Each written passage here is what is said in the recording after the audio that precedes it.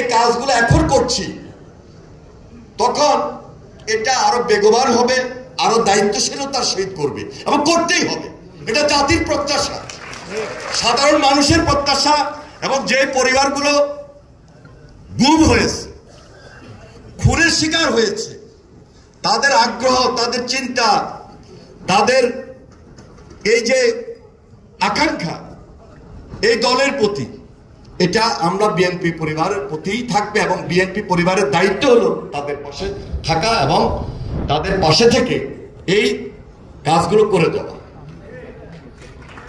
প্রিয় ভাইরা, আপনারা লক্ষ্য করেছেন গত 1 সপ্তাহ 10 দিন জাতিসংঘের যে প্রতিবেদনটি প্রকাশ পেল সুইজারল্যান্ডের জেনেভা, সেখানে স্পষ্টভাবে বলেছে যে ফ্যাসিস্ট কিভাবে গুম করেছে, কিভাবে খুন করেছে, কিভাবে আয়নাঘর সৃষ্টি করেছে, কিভাবে হত্যা করেছে, এবং সরকারকে পরামর্শ দিয়েছে যে আন্তর্জাতিক আদালতে আপনারা মামলা করেন। এবং সেখানে শেখ হাসিনা যে সরাসরি নির্দেশ দিয়েছে, তাহলে শেখ হাসিনা কতটুকু অপরাধ করেছে, কি হত্যাকাণ্ডের সঙ্গে, কি গুম খুনের সঙ্গে সরাসরি জড়িত। এই যে ফটো জার্নালিস্ট অ্যাসোসিয়েশনের যাদের আজকে চোখ নাই, যারা বন্ধুত্ব বরণ করেছেন, তার নির্দেশেই এগুলো হয়েছে।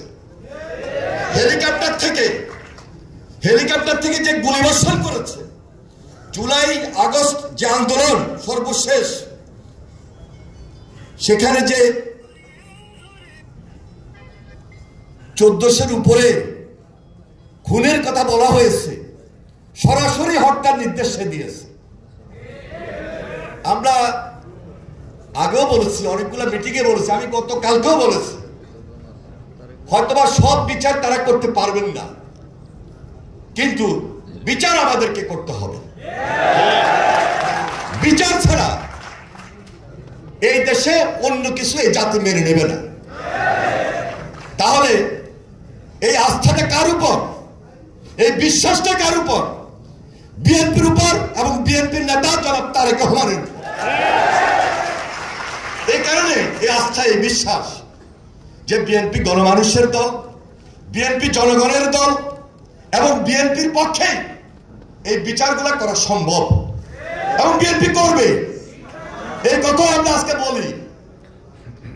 জাতিসংঘ যে প্রতিবেদনটুকু দিয়েছে, এটা আগামী পাঠ্য পুস্তকে যেন নিয়ে আসা হয়।